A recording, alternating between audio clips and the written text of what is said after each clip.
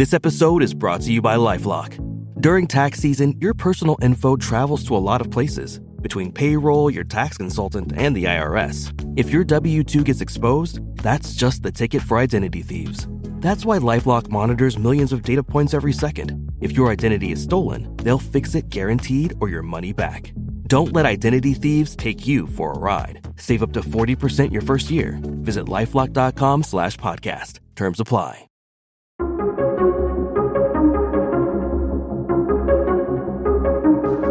If we haven't met yet, my name is Tony, and I am your host. I'm so excited today to give you a very special episode. Normally, our deeper dive episodes land on Thursday, Friday, but today I'm going to give you another podcast interview, this time with Christina Dent. Her newest book, Curious, End It for Good, is all about the idea of addiction. It's about the cycle of harm. It's about her experience as a foster mom. It was really good conversation. And as someone who is so involved in the recovery world, this is a very interesting dialogue. What she has to say is a little bit controversial. And if you know somebody in recovery, you're going to have feelings about it. I hope you enjoy the conversation. And now, without any further ado, here's my dialogue with Christina Dent. Hey, everybody. Welcome back to the podcast. I'm so excited today to have author and speaker and nonprofit founder Christina Dent with us. Christina, thank you so much for taking the time to be on the podcast today. Thanks, Tony. I'm really excited to be here. Well, I always love to kind of start out with the macro and kind of the bigger picture. You've done a lot of things. We're going to get into your story because it's weaved into the purpose of this nonprofit.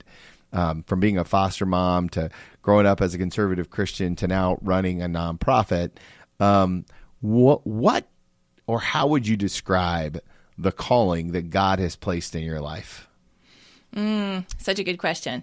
So I think it's twofold. One is kind of the specific way that calling is playing out right now, which is kind of my current calling. And the other is kind of what I think is the bigger calling to that. The current calling is working on this issue of drugs and addiction, inviting people to learn and to rethink some of the ways that we have approached that in the church and in our communities, as well as from a policy perspective, kind of two different angles of that.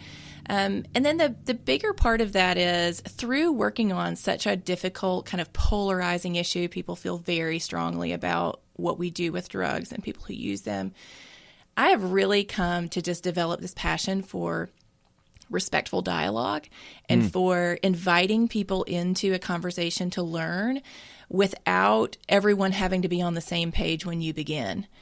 And that's just something our culture is losing at a rapid rate, the ability to talk with people that we disagree with in a way that actually fosters growth and an expansion of our perspectives and the ability to see how other people think, which to me is an extension of being able to see other people as made in the image of God. And that there's all these different ways you can see the world, all these different experiences people have that have formed the way that they think. We didn't just wake up this morning and decide how we thought. That's been formed through these decades of our lives. And so I have really come to love that. And I don't know where that will lead me one day. I'd love to figure out a way to invite people into conversations about faith who are not yet believers in a way that allows them to come and learn and wrestle with what are the claims of Jesus and what does that mean for my life, without them feeling like they're either out or they're all the way in. You know, they've got to sort of become a Christian to even come close to a conversation about faith. I think we need to give people opportunities to be wherever they are on their spiritual journey, whether that's very far away or whether it's very close. And how can we come alongside people on the journey that they're on and on the journey God might be bringing them on?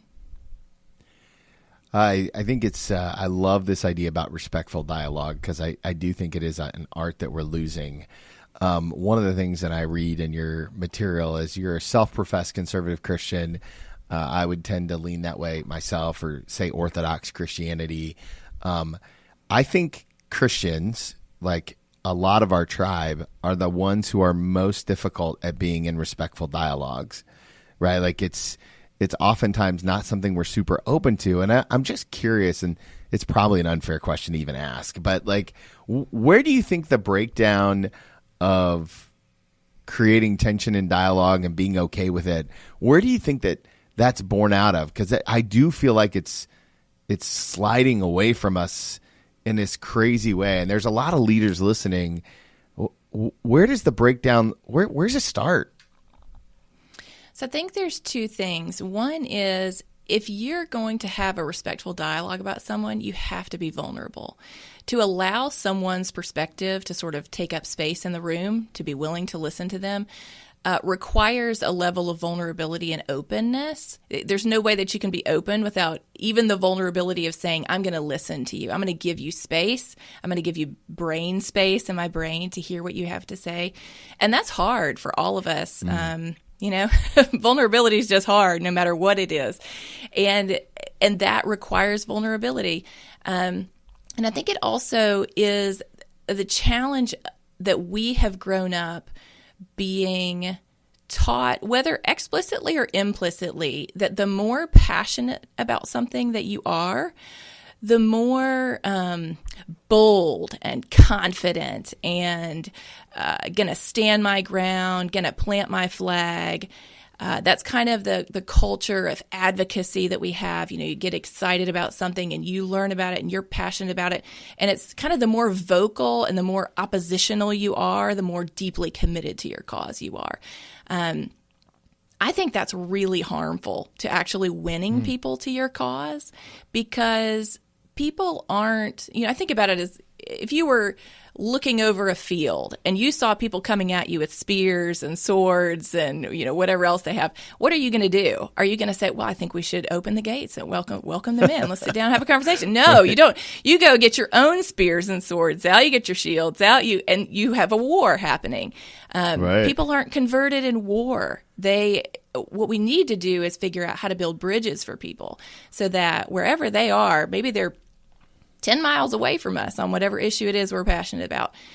How can we build 10 miles worth of bridges to go meet them where they are, understand why they're there, and invite them to take one step towards us, whether that's just listening to the way that we think and why we think that way.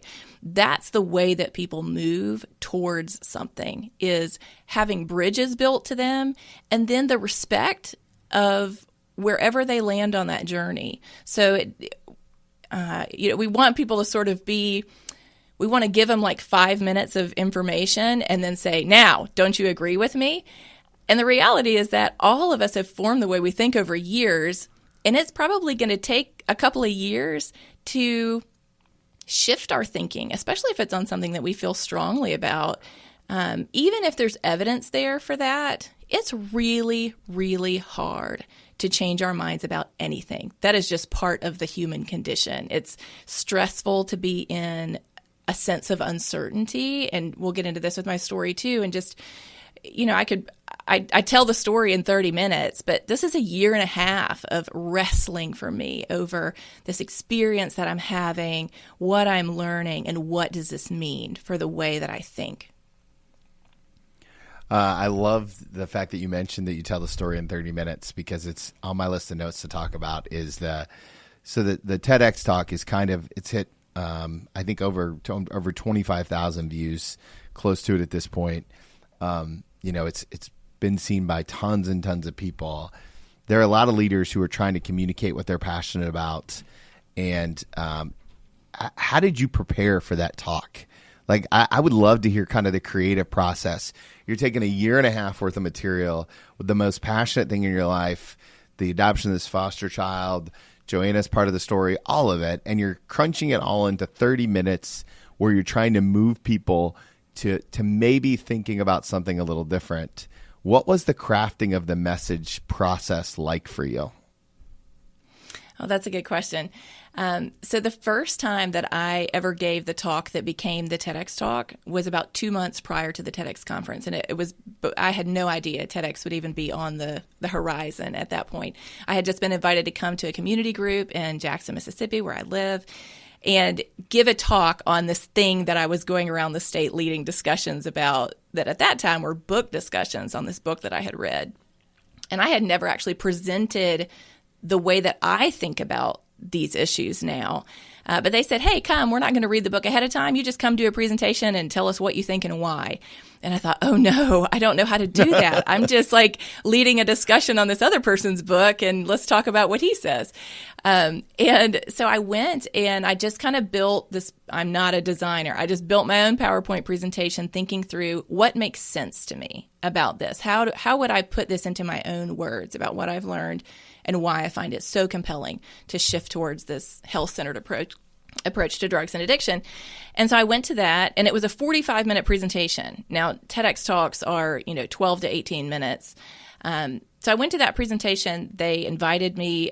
There was a guy that was at the presentation who happened to have a friend on the TEDx speaker committee for that conference that was coming up. And he saw the presentation, went to his friend and said, you should really consider having this as part of the conference. I know the speaker deadline is already passed, but this is compelling. And so they invited me to submit a proposal for it. So here's the thing. At that point, even with that 45-minute presentation, my personal story was not part of it. I was only communicating the facts of what I had learned, why I thought that was compelling, for how I changed my mind on this issue. And I went to a friend of mine that I went to college with once I got this invitation to do the TEDx talk. I had 6 weeks to prepare. And he helped me totally rebuild the presentation deck and change out the imagery and make it much more visually appealing. And he said, where's your story? Isn't this whole thing out of this experience that you had with this birth mother of one of your foster sons? I said, yeah, but that's not like the point. That isn't, I want to communicate the ideas. And he said, no. You've got to include your story. That's how you got here. That is the connection point for people to understand why you are talking about this issue as somebody who supported a totally different approach your whole life, and you are a conservative Christian, and you've got to include that. So my encouragement to leaders is to find the connection points in their own life, the stories in their own life. Once you start looking for those, you'll find stories happening to you all the time that illustrate things that you want to communicate to people. Tell the stories. People, even if they find your point compelling, it is the story that anchors that point in their mind. And that is something that I found over and over again as I've done presentations all over the place now on this, is just hearing stories, whether it's the story of Joanne that I tell, or weaving in other stories about who did I talk to last week and what did they say, and how is that important for what we're talking about today. People need stories. Our brains are wired for narrative. It is a lot harder. It's vulnerable, again, to tell stories from your own life or from other people's lives, although I'm a big proponent of always get permission to tell someone's story. I just think that is really important, not to use other people's experiences or stories without their permission. But it's vulnerable. It takes work to think through those stories and those connection points, and it absolutely is what makes a point powerful and sticky in people's minds. Well, I'll tell you that you did a masterful job on the TEDx talk, and as I listened to it, I thought that the story really is where the juice of kind of this conversion experience on your thought process when it comes to the war on drugs. And so when did you begin to rethink, if you could kind of take us into that story a little bit for the listeners who may not have watched the talk yet, when did you begin to rethink that maybe your view on drugs in America was misguided? Yeah. So to set that up, I am born and raised in Mississippi, grew up in a wonderful Christian family, conservative family, had a very happy childhood, had no interest in drugs growing up. I went to college. I have a degree in Bible. Did not use drugs there either. Yeah, you've never done drugs. No. So this is my background is not sort of this, I was experimenting or I went through an addiction or anything like that. So I had nothing, I had no direct connection to the issue. No family members struggling with addiction. And so I I took what I sort of got from my culture, which is people who use drugs are bad people. They're out there doing bad things, and the criminal justice system is the right place for them because that's where bad people need to go. And that sounds very simplistic, but I just didn't have anything else other than sort of what I heard in the culture. And that is what I heard in the culture broadly, nationally, locally, that I grew up in. So my husband and I became foster parents in 2014. And through that experience, I began to learn that more than half of the children who are in foster care are there for some drug-related cause from their parents. It's a huge driver of why we have children in foster care is related to drugs and addiction. And then in 2015, we got a call for another baby. We already had one foster son at that time. Got a call for another baby. At the time, my hands were so full. I had 3 little kids at that point. I was homeschooling. It was just crazy. And my husband said, I know we've said no to every call we've gotten because our hands are full, but I just have a feeling that we're supposed to say yes. And he is not someone who has that regularly. He's not kind of the person who's sort of always feeling like he's got a word from the Lord. And so it was really interesting to hear him say that. I thought, oh my gosh, well, here you are sitting at your office feeling like you've got this call from the Lord. You're like, yeah, right, gone, buddy. Right? You better dial God back and check again. Yeah. You're at your office 40 hours a week. I'm here with these kids. But I ended up just really trying to lean into that a little bit and think through and I tell the story in the book of just really looking at where we were at that point. It was in December and realizing, oh my gosh, I've already done all my Christmas shopping. Like, I don't even know how that's possible that I did that in the beginning of December, but it's done. Like, maybe the Lord has opened this window for us to say yes to this child. And so he came to our house straight from the hospital after he was born. He had been removed from his mom, Joanne's, custody because she had been using drugs while she was pregnant. And so he came to our house, and I didn't know anything about drugs or addiction at that point, could not fathom how a mom who loved her child could use drugs while she was pregnant. And so when I brought Beckham, this tiny little baby, to his first visit with his mom, Joanne, at the child welfare office, I felt really nervous about that. And also like I already kind of understood what was happening here. And I am here to kind of protect this child, and I'm going to let you have your 1 hour your brain visitation. had kind of filled in all of the spaces with your predisposed theology. Yes. And it makes it easier that way. If it's very clear cut, it's just black and white. I am sort of the good person in this scenario, and she's the person that can't be his mom right now.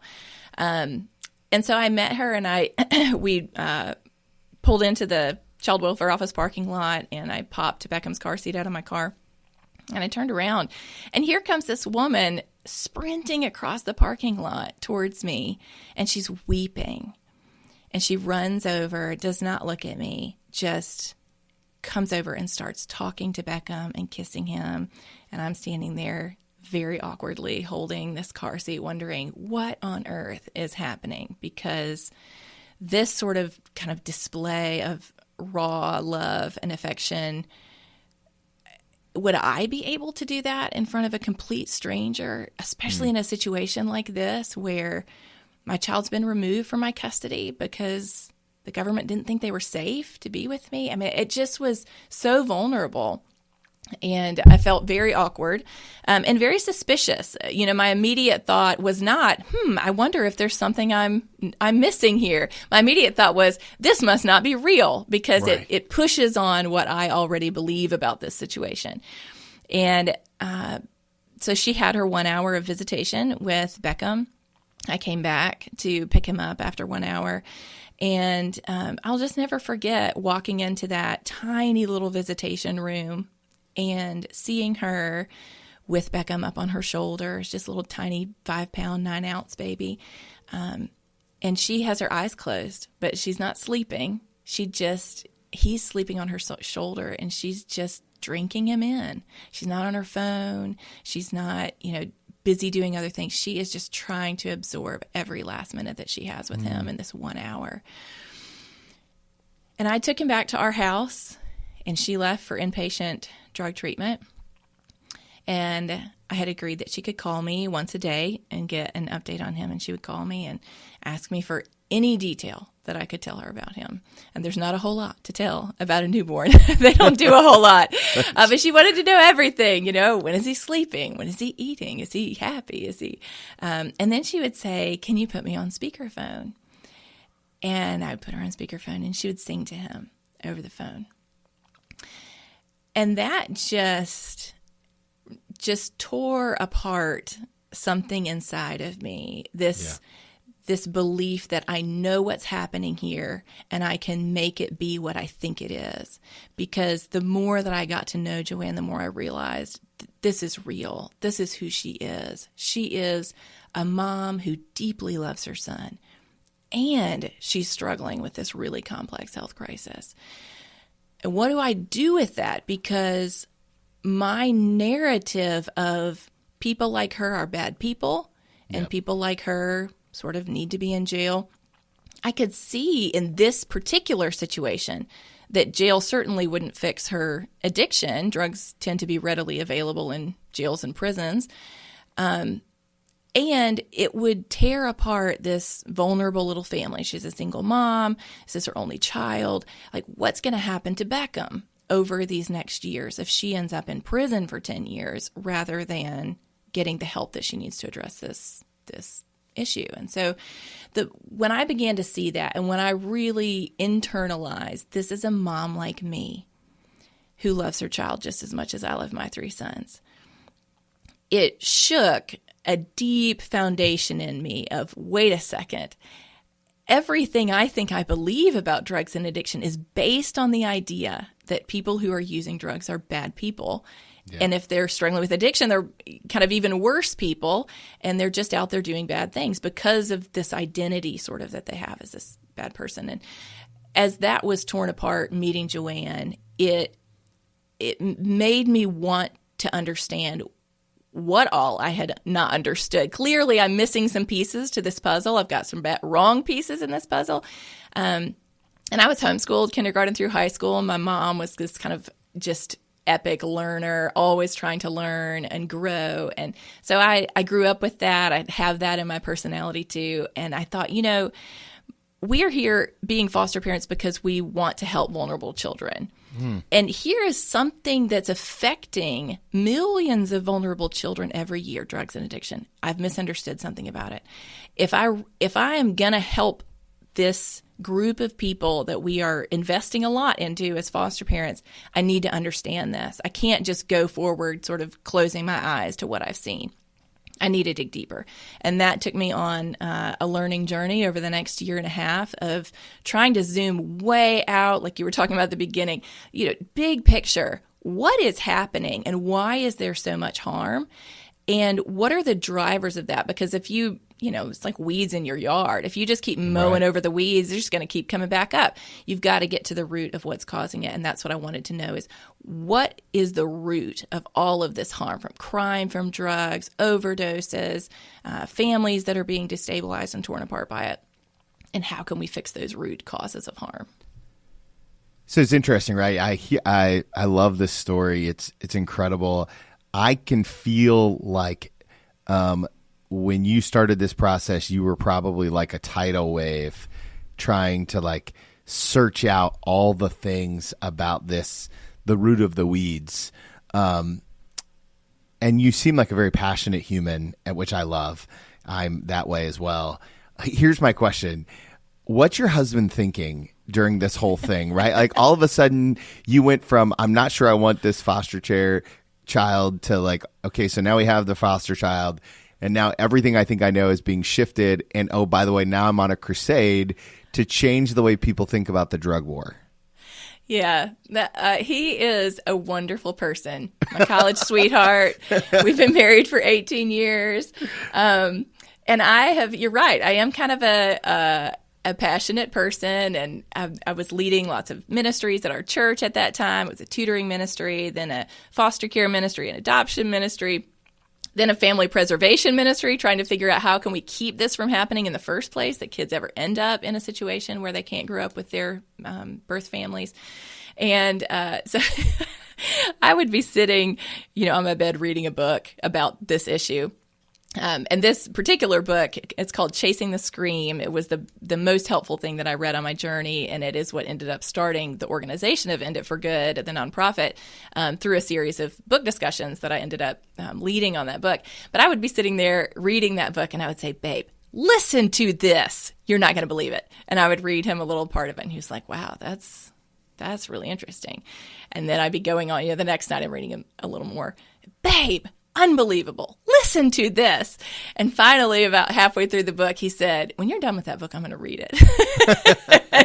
And he read it and was like, this makes total sense to me. And we'll get into what that is when I say this.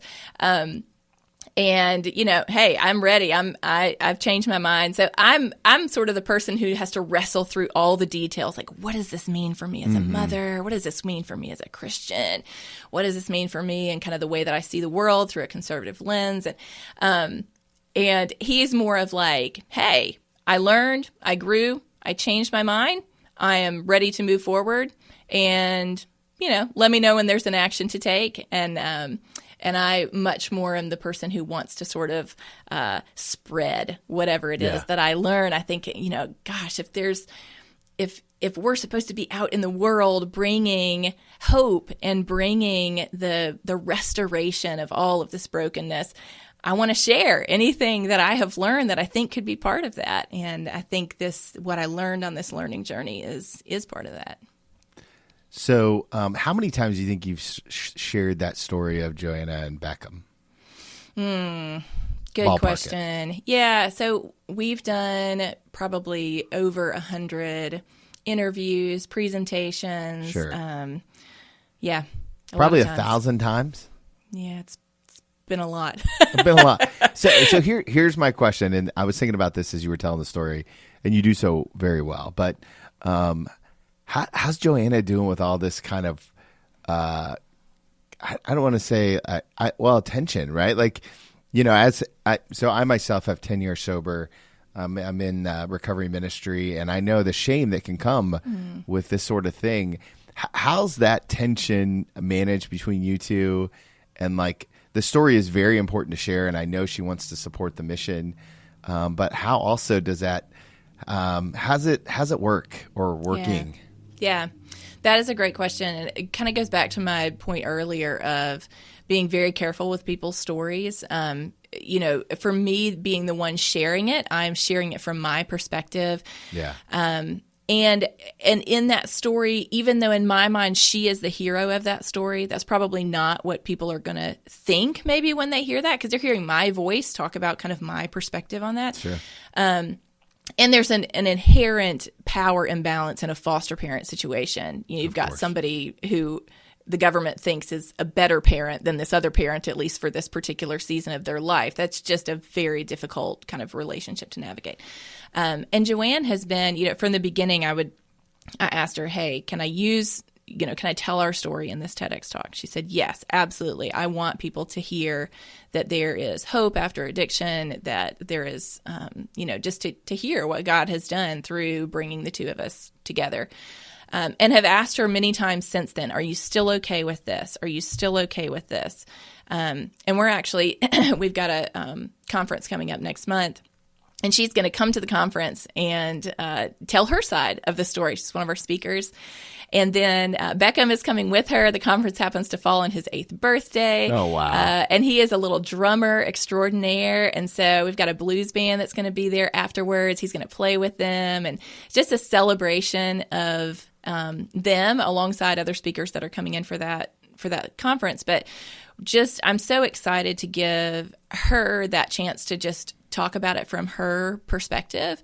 And I am continually just amazed and humbled by her willingness to allow her story to be shared in such a public way that is, in my mind, just such a sacred trust, I feel, on my side to steward that story in a way that is honoring to her and her experience, because not everybody wants to talk about the fact that they're in recovery. Not everybody wants to share the painful parts of that journey. Yeah. They don't want people to know that their kids ever were in foster care. There's so many parts of that are very understandably just so personal and so painful. And she has said from the beginning and has always said, no, I want you to share it. I want people to hear that there is hope. There are other ways that we can be approaching these issues. And she and I are even open about the fact that we may not agree on sort of all of the solutions. Sure. And that's fine. And she says that. She's like, now, Christina, I don't necessarily agree with you on everything. I'm like, that's fine. Our whole organization is built on the idea that people don't have to agree to have good conversation and to learn together. And that we can find points of agreement. And we can still have areas where we disagree. We might be able to work together on one thing that we agree on. Maybe that's some of the work that you do with sober living housing for mothers with children. That's something she's really passionate about now. And she's been sober since Beckham was a baby after 20 years of using. It's just incredible and she would say, this is what the Lord has done in my life. And now being able to give that back. And she has a ministry now that is helping mothers get back on their feet, and a home for a mother with children. And anyway, it's just really incredible. But it is something I continually think about, because I'm talking about an issue that I have not experienced the pain of personally. I haven't lost someone that I love to an overdose. I've never been through substance use disorder.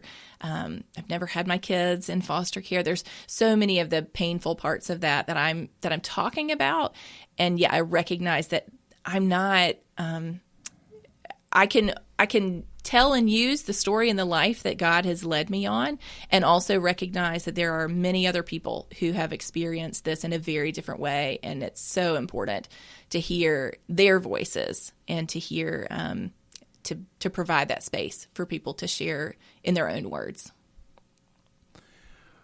I really appreciate the way you talk about stewarding her story. I think that that's really good language that a lot of us could key in on when we tell stories that are of this kind of importance. And I think what makes this so important is how you really end the story, which is from your perspective, and I would agree with you, is that this is really about life and about seeing people and about not criminalizing. I'm wondering if you could make the connection for us. Why is this idea about changing the war on drugs really about being pro-life? Yeah. And that's definitely how I see it. Although I would say I only saw it that way after I sort of learned about these root causes of harm. So this issue is really complex. You can take a tiny little bite off of the massive piece of pie. But in terms of kind of thinking just big picture on three areas, you think about like the market that a drug is sold in, the person who's buying the drug, and then what drug it is that they're using. So kind of all three components of a market. You've got a seller, a buyer, and a product that's changing hands. And as I learned, I realized, I had always thought that when you ban a substance, you ban a drug, you make it illegal, it sort of is the ultimate form of regulation. This is like, this thing is so dangerous that we just have to ban it. And what I started to learn was that actually it is the absence of any kind of regulation, because any kind of popular substance that is not sold legally is going to move into an underground market. And that market is governed by crime and violence. The money that comes into that market is funding crime and violence. And so the underground drug market is about $500 billion a year. All of that money is going to gangs, cartels, terrorist organizations, and funding any of the work that, I say work, say that in quotes, any of the things that they want to do, which are very detrimental to not just individuals, but communities, whole countries. You can see what's happening south of our border with the destabilization of entire countries, that you have cartels that have become so powerful that they are ruling communities through crime and violence, and also destabilizing government systems. And so the prohibition of drugs actually leads to far more crime and violence. The majority of crime that we think about as related to drugs is actually crime that is caused by the prohibition of that drug, forcing it into the underground market. Kind of the same thing that happened during alcohol prohibition, where you had these legal businesses that had to close their doors, but then you've got the Al Capones of the world who are very happy to sell alcohol to anyone who wants to buy it. And so you have lots of people still drinking alcohol because if they wanted to drink it, they could still get it. But now they're drinking unregulated alcohol. They're buying it from people who are breaking the law. Their money is going to help people break the law even more. So I came to see on that front that really criminalizing a drug is not fighting crime. It's really funding crime, providing such a massive financial incentive for people to engage in that. And I actually was talking to a guy. He grew up in the United States, but his mom is from Colombia. And she grew up at a time when the government encouraged them to have their blood type somewhere on their body. So as I'm talking to him, he's showing me this little necklace that he wears. It was his mom's necklace. The charm is a little cutout of the shape of the country of Colombia. And on the back of that charm is his mom's blood type. And she wore that as a child growing up because the violence of the cartels in Colombia, which was empowered by the prohibition of cocaine and other drugs, made it so dangerous that even though her family was not involved in the drug trade there, just for regular citizens just getting caught in the crossfire, they needed to have their blood type on them in case they would end up in the hospital. That's just mind-boggling to think about the level of the lack of safety that the empowerment of criminal organizations has created for so many citizens and people who are, many of them now trying to flee from those places where they can't live in safety. So that was kind of a really startling thing to learn kind of on that market side about the increase in crime and violence from pushing a drug underground. And then for a lot of people, the thing that's top of mind right now is overdoses. Drug overdose is now the leading cause of accidental death in the United States. It's hard to find people, even though I have not had a family member who has died. I've known several people who have died of overdoses. Sure. And most people have that experience. Depending on, in some communities, you'll find people who've lost multiple family members to overdose. They've lost multiple classmates if they're in college. It's just unbelievable how widespread this is. So when we think about what's causing that, the vast majority of people who die from an overdose die because they used an unregulated drug. They didn't know what was in it. So they bought some pill that they thought was going to be, an OxyContin, and actually it had fentanyl in it. So when we think about the overdose crisis, there's kind of this connection in our mind for a lot of us that prescriptions are the problem. We kind of heard that narrative over the last 20 years. But the overdose crisis is not a problem of prescriptions. It's actually the opposite. It's a problem of unregulated drugs that people are buying. And that's what happens when people can't access a quality controlled drug. So anytime you push that drug underground, it goes into the underground market, there's no regulations there. There's no quality control. People get whatever random concoction of whatever anybody wants to put in a pill or in a little baggie somewhere that they're buying. And it makes appropriate dosing impossible. And so you get this very potent substance because anytime you need to smuggle something, you need it to be kind of the biggest punch in the smallest package. So you need high potency drugs. We have fentanyl now that's in this underground drug supply. Right. And people are dying at unprecedented numbers. And that is continuing to grow in part because as prescriptions become harder to get, more and more people are using illegal drugs. Illegal drug use has grown it's by 100% over the last 20 years. So it's doubled the number of people that are using illegal drugs over the last 20 years. So the trajectory that we're moving in is towards more and more people using those unregulated, highly potent substances. So that's a really hard one too. We don't want people. We don't want people using any kind of drug. I was gonna say because this is what I keep hearing in my head, right? Like I keep hearing it. Well, is she suggesting that we create a regulated market for like heroin and OxyContin, and that's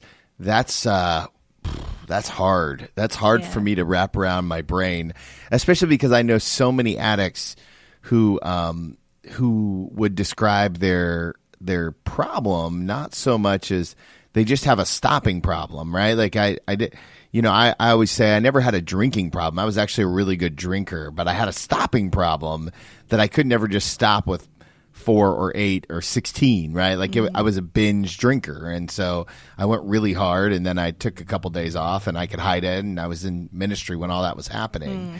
So help me. Yeah. So I resonate with you, even though this is the work that I do. I resonate with you with that kind of like, oh, these are hard problems to solve, because if we criminalize and prohibit, we get all this crime and violence, we get all this contamination and all these people dying.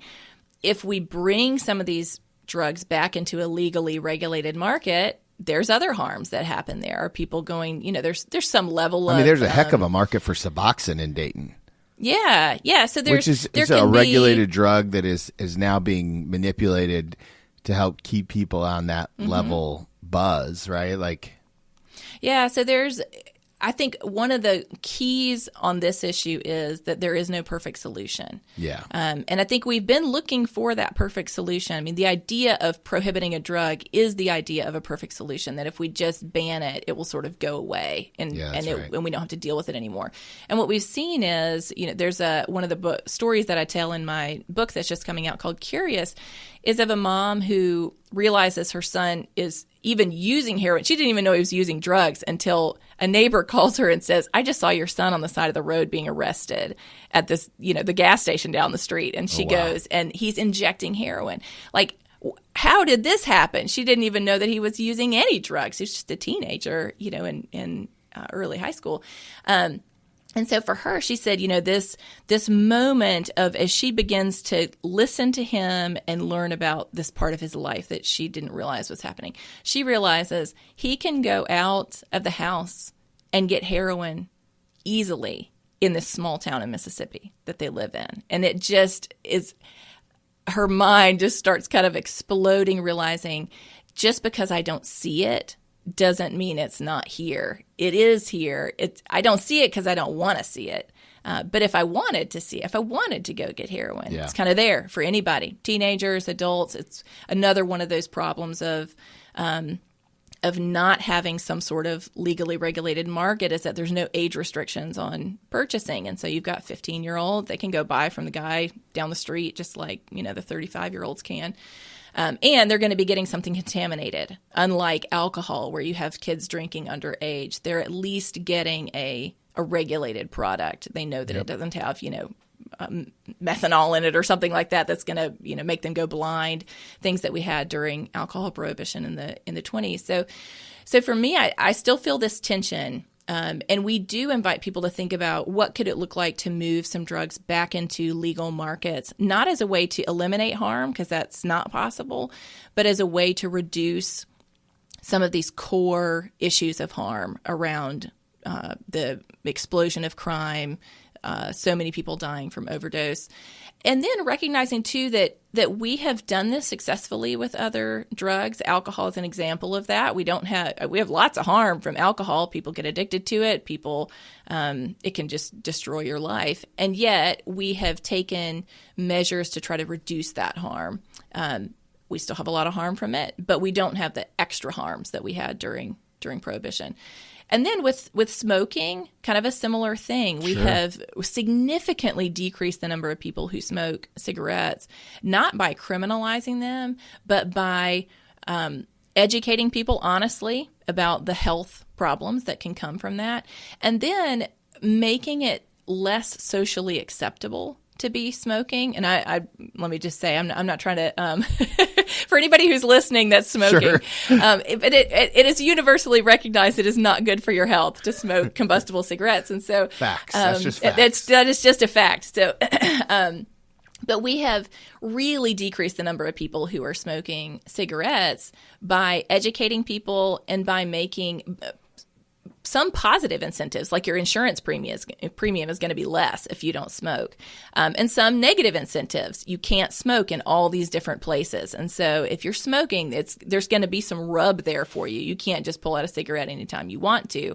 If you're in the restaurant, you can't smoke. When I was growing up, we used to take the Greyhound bus up to my grandparents' house in Iowa, and people just, were smoking in the Greyhound bus, and they were smoking in the bathroom in the Greyhound bus. And, you can't do that. That's not allowed anymore. And so we have other ways of significantly influencing people's choices around substance use that is more effective than just prohibition is, without all those kind of additional harms that come from that. So it's a really challenging thing, and there's still a lot of gray area about how do you do that best with some of these substances that, they used to be legal 100 years ago. Cocaine was legal, heroin was legal, and yet how would we do that now? There are some good models that other countries are trying.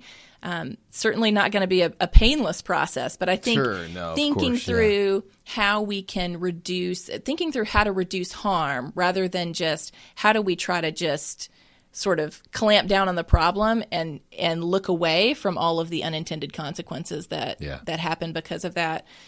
So those are more challenging ones. I think the easier one for people to begin to rethink is, what do we do with consumers? People like Joanne.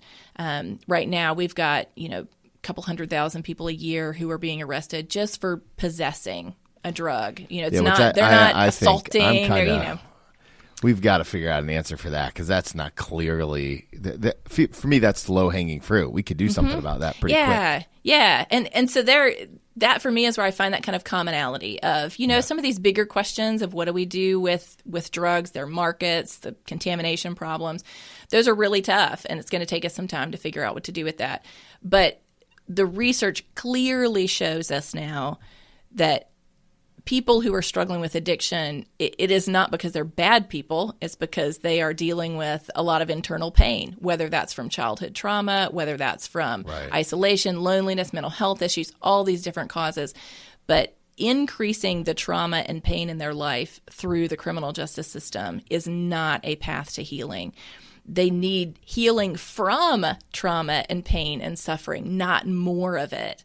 And I think that's where we can really take a step forward to say we've got some challenging issues on drugs and addiction, but we can move towards treating people who are using drugs as people who might need help if they're struggling with an addiction, and certainly people who we want to stay alive, to really focus on what is the reason for their drug use. The drug is not the problem. It's the solution attempt at the other things going on in their life. And so if we focus on that drug, I think that's the easy thing to do. We can see it. We can say, don't use that drug. It's much harder to ask a person and to get curious about what is that drug doing for them? What problem is it solving for them? Even if it's creating 1,000 more problems in their life, there's a reason they're using it. There is something that it is medicating for them. And until we can help people to find that deep healing that we all want to experience, it's going to be very difficult for them to stop using the drug that they're currently using or maybe addicted to. And I think that is, when you talk about Joanne and her story, is finding that deep healing for the empty places in her life, for the wanting the acceptance as a teenager, for all of those things, and finding those things in other places. It's kind of like a cup. If your life has been difficult and it feels empty, the drugs fill it up. So if we are going to ask people to not fill their life up with the drugs, we have to be inviting them, equipping them, supporting them as they fill their life up with other things instead, with the good things, with the things that are truly going to bring the life that God created them for. And I think that is the hope and the role for the church to play, certainly. For faith communities to say, how can we help people build a life that they want to be fully present for? How can we help them build the community and relationships that provide them that deep sense of belonging? How can we help them see their purpose in the world, the purpose that God made them for? Those are the things that are going to help us become a healthier society. Whether it's a substance use disorder that you're struggling with, or whether there's numerous other kinds of addictions. You might be addicted to Facebook. You might be addicted to food. You might be addicted to pornography. There's just so many other things. It's not just drugs. All of those things are filling up the parts of us that are hurting, that are empty, and the church has an opportunity to not turn a blind eye, and to not just come down with the hammer of, well, you just need to get your act together, but realizing we are all hurting people who are longing for the life that God made us for, and yet we live in a broken world that makes that life difficult to build. How can we build it together? And how can we come alongside people who are struggling to build that life and build it together and be part of that supportive community together? I love it. Okay, I have one more question for you, but before I ask it, I know that my podcast family is going to want to find you all over the interwebs. Pick up a copy of your book, Curious. Where's the best place to learn all things that you are doing and that your ministry is doing? Yeah, you can find us on social media at End It for Good MS. MS like Mississippi. End It for Good MS on social media. You can go to enditforgood.com. And we also have, I'll just throw this out there, we have a freebie called 5 Keys to Having Productive Conversations on Polarizing Topics. So maybe you've got leaders listening who the issue of drugs and addiction, not really their thing, but they are really interested in how you can have great conversations. These are just the things that we have found. We've led discussions on this issue of inviting people to rethink the use of the criminal justice system with drugs. It's a tough issue. And we're working in Mississippi primarily, which is one of the most religious and conservative states in the country. And yet we've had 1,500 people who have come to these discussions and we've been facilitating dialogue with. And these are the 5 top things that we have learned about doing that on a tough issue. And you can get that at enditforgood.com/freebies. So yeah, come join us on the website. You can sign up for the newsletter there. I write it. It'll come to you, let you know about all the things that we're doing. Love to have you find us on social media. And yes, you can get the book Curious on Amazon. It is the book-length version of the conversation that we've been having. It starts when I'm 9 as I begin to develop the way I think about crime and drugs and the role of the criminal justice system growing up in a high-crime part of Jackson. And then all the way through to the present day and that journey of learning. And also a lot of things we didn't get into today. How do I wrestle through the idea of legally regulating some drug as a Christian, as a mother, as, kind of all of these different things. The book is a memoir on this particular issue for me and kind of all of that wrestling and how I came to the place that I did, and then an invitation for people to be part of in whatever way they feel called to be, in whatever area they think they need to see change, whether that's in policy, whether it's just in their local church, whether it's just with a family member that they have who is struggling, and maybe that relationship has been deeply damaged. There are ideas and resources in the book to help you engage in a helpful way, because no matter what we do on the policy side, there are always going to be people struggling with addiction, and our churches are always going to need to be better equipped to deal with that. Yeah, that's and right. and that is part of what I wanted to do in the book, is to say there's a couple things that happened to me. My heart changed and my mind changed about the policy. Those can go together. They don't have to. It could just be a kind of a heart change on maybe we need to approach the issue of addiction a little bit differently. But no matter what, I think everybody listening to this wants better outcomes related to addiction because so many people are struggling with it, and they're in our pews, whether we realize it or not. They are parents whose children are suffering. The average length of time that a family goes struggling with a family member with an addiction before they tell anyone about it is 7 years. Wow. So there are lots of families in your circle, for anyone who's listening, who have a family member who's struggling, and they're probably struggling silently. And we can help create a place for them to be able to find that kind of support. I was talking to a mom who, her son started using drugs, was introduced to them by kids in the youth group. So we think about, we just got to get our kids in church and then we just won't have to deal with this issue. Not true. You can read Joanne's story in the book Curious, the more fleshed out version of her story and her beginning of substance use. You'll find a similar experience for her. And so it is, we cannot kind of stick our head in the sand or think, if we just go to church every time the doors are open, we can put the blinders on. We're not going to have to deal with this. It is everywhere. And the more we can look it in the face and learn and engage, the healthier our communities are going to be. And ultimately, for us as believers, it's helping more people live out who they were created to be in the image of God. And that is, for me, that's the reason I am engaged on an issue that I don't really have another connection to, and I don't want people using drugs. So this isn't like hey, I think we should just move away from the criminal justice system because we should be free and go do whatever we want to and get high. I don't want that. But we have an opportunity to shift the way that we have been approaching this issue in a way that can help more people experience the life God made them for, and that is an exciting thing. Very exciting. Okay, last question. I always love to ask people. It's an advice question. I'm going to ask you to go back in time and give yourself one piece of advice, except I get to name the season of life that you're in. And so I want to take you back to the day before you fostered your first foster child, right? I would imagine a young mom, idealistic, the world is ahead of you.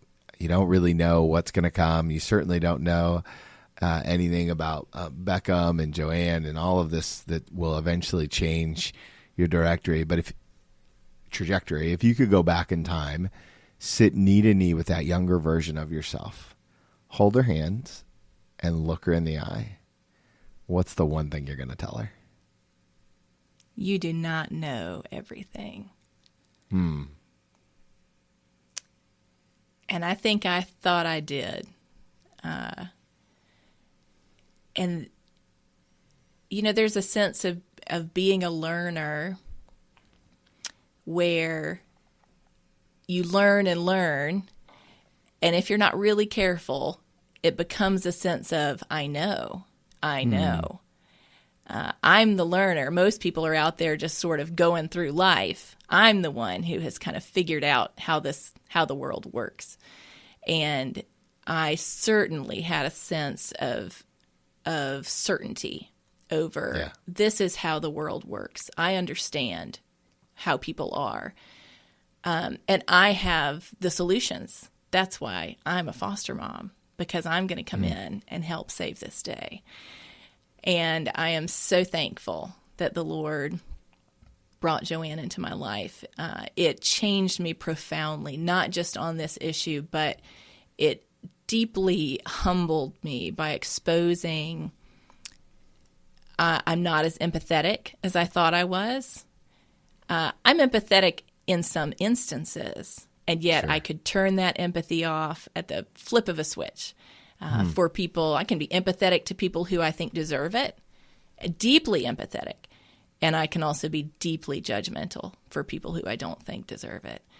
So that's what I would tell her. That younger Christina needed to know that she did not know everything. And the Lord was going to shake her life up, turn it upside down, and do what he needed to do to show her, you do not know everything. And you need to change that posture of pride and into a posture of being willing to say, I don't know.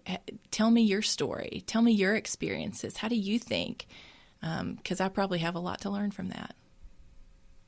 Praise God. That's so good. Christina, thank you so much for the time today. Thank you for your heart. Thank you for your willingness to tell your story and to steward other stories so well. Really appreciate it. Thank you. Thanks, Tony. I appreciate you inviting me on, and I appreciate your ministry as well. It's so needed. Anyone who's out there leading things as a person of faith, we need all the encouragement and the investment and the ideas and that we can get, and you're doing that, and I appreciate it. Listen to what Christina has to say for her heart. I think there's some really good things here, some things that we have to take into consideration. You know, again, I love the dialogue around respectful dialogue, around the cycle of harm, around her experience as a foster mom and what makes the most sense. And, you know, one of the big takeaways for all of us is how do we find the connection and point it to our own lives? Such a good dialogue. Thank you guys so much. I appreciate you. Next week, we'll be back with our deeper dive episodes, which actually next week it'll release on Thanksgiving. So excited to bring you an episode all about gratitude. Well, guys, thank you. And remember, if you want to follow Jesus, you must be willing to move. Must be willing to move.